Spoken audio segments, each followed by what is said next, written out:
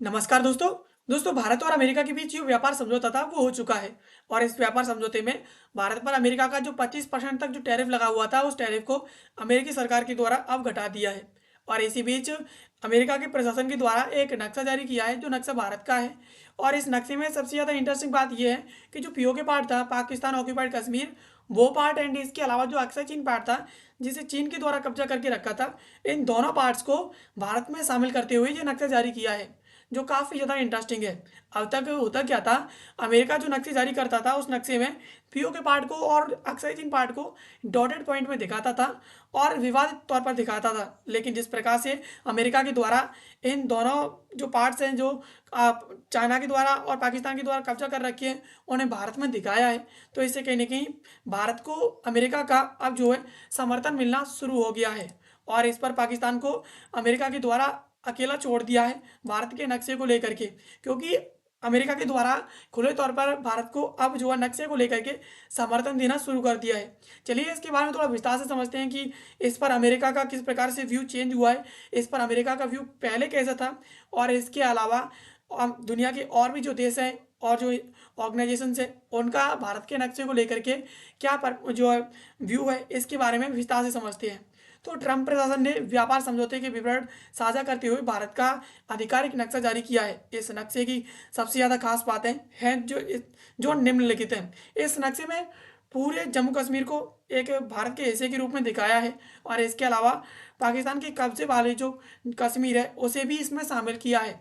नक्शे में अक्साई चीन को भी भारतीय क्षेत्र के रूप में दर्शाया है, जिस पर वर्तमान में चीन का नियंत्रण है और वह उसे अपना क्षेत्र बताता है। यानी व्यापार समझौते के बीच ट्रंप प्रशासन के द्वारा एक नक्शा जारी किया है जिसमें पाकिस्तान के ऑक्यूपाइड जो पार्ट है उसे भी भारत का दिखाया है, एंड इसके अलावा जिस पार्ट पर चीन के द्वारा कब्जा करके रखा है उसे भी भारत का दिखाया है, और वर्तमान में उस पार्ट पर चीन का ही कब्जा है। एंड इसके अलावा इससे पहले अमेरिकी विदेश विभाग के नक्शों में अक्सर पीओके को विवादित या फिर अलग से सीमांकन के तौर पर दिखाया जाता था। यह नया बदलाव भारत की क्षेत्रीय संप्रभुता के प्रति बड़ा कूटनीतिक समर्थन माना जा रहा है। यानी जिस प्रकार से अमेरिका के द्वारा ये जो नक्शा जारी किया है जिसमें इस पार्ट को विवादित दिखाया जाता था और इस पार्ट को भी विवादित दिखाया जाता था, तो जिस प्रकार से इस पूरे के पूरे नक्शे को भारत की तरह अमेरिका के द्वारा दिखाया है, ये कहीं ना कहीं भारत की क्षेत्रीय संप्रभुता है उसमें एक बहुत ही बड़ा कूटनीतिक समर्थन है जो अमेरिका भारत को अब देना शुरू कर दिया है। इसके अलावा टैरिफ में भारी कटौती की बात करें तो नक्शे के साथ साथ आर्थिक मोर्चे पर भी भारत को बड़ी सफलता मिली है। ट्रंप प्रशासन ने पहले भारतीय उत्पादों पर 50% तक टैरिफ लगाया था, जिसे अब घटा करके 18% कर दिया है। और ये टैरिफ एशिया में सभी देशों से कम है, यानी एशिया के देशों पर जितना भी टैरिफ लगा हुआ है उन सभी देशों में सबसे कम टैरिफ जो है भारत पर है। इससे भारत को स्टील, एल्यूमिनियम, तांबा, फार्मास्यूटिकल दवाएं, ऑटो पार्ट्स को निर्यात करने में बड़ी राहत मिली है। इससे भारत ने कृषि और डेयरी संवेदनशील क्षेत्रों में अपनी शर्तों को बरकरार रखा है, विदेशी हस्तक्षेप की जो अनुमति नहीं दी है। यानी भारत पर अमेरिका का जो टैरिफ लगता आया था अब तक 50% तक, उस टैरिफ को घटा करके 18% कर दिया है। और ये टैरिफ एशिया में बाकी देशों से सबसे कम है। और इसमें कहने की भारत को स्टील, एल्यूमिनियम, तांबा, फार्मास्यूटिकल दवाएं, ऑटो पार्ट्स इन्हें निर्यात करने में भारत को काफ़ी ज़्यादा हेल्प मिलेगी। इसके अलावा भारत ने अपनी कृषि और डेयरी की जो संवेदनशील जो पार्ट्स हैं, क्षेत्र हैं, उनमें जो है भारत ने विदेशी हस्तक्षेप को मना कर दिया है। यानी अमेरिका इन क्षेत्र में चाह कर भी भारत के अंदर हस्तक्षेप नहीं कर सकता है। इसके अलावा पाकिस्तान और चीन के लिए कूटनीतिक संदेश की बात करें तो यह नक्शा कूटनीति यानी जो मैप डिप्लोमेसी है उसका एक उत्कृष्ट उदाहरण है। पाकिस्तान के सेना प्रमुख आसिम मुनी ने हाल ही में अमेरिका के कई सारे दौरे किए हैं, ट्रंप से मुलाकात भी की है।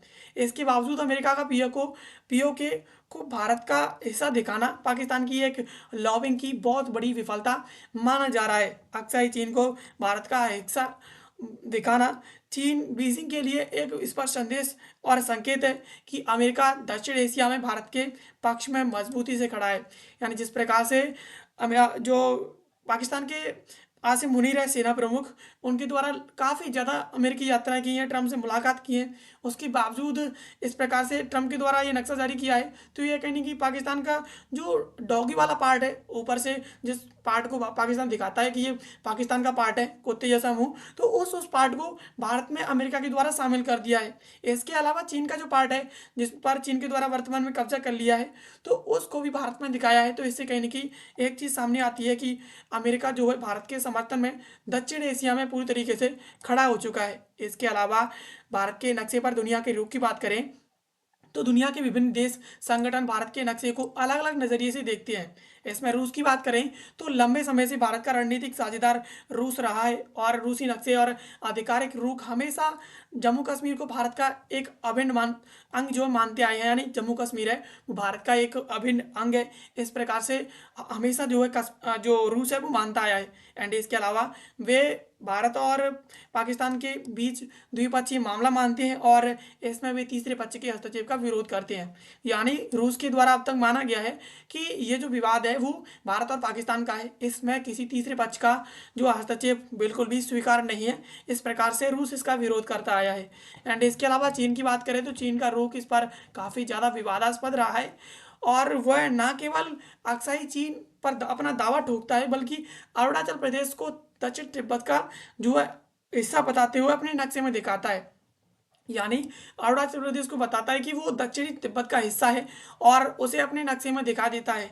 इसके अलावा चीन अक्सर भारतीय नेताओं के अरुणाचल प्रदेश दौरे की भी उस पर आपत्ति जताता है। यानी चीन जो है उसके द्वारा अक्साई चीन पर तो कब्जा कर ही लिया है, लेकिन वो भारत की जो पूर्वी पार्ट है अरुणाचल प्रदेश, उस पर भी अपना कब्जा दिखाता है कि वो भी चीन का ही पार्ट है। और इस प्रकार से अक्सर चीन को तो वो अपना पार्ट बताता ही बताता है कि वो चीन का पार्ट है, और इसके अलावा भारत का जो राज्य है अरुणाचल प्रदेश, उसको भी वो अपना बताता है। और इस प्रकार से वो ऐसा नक्शा जारी करता है कि उस नक्शे में ये पार्ट भी वो शामिल कर लेता है, और इसके अलावा अरुणाचल प्रदेश पार्ट को भी वो अपने नक्शे में शामिल कर लेता है।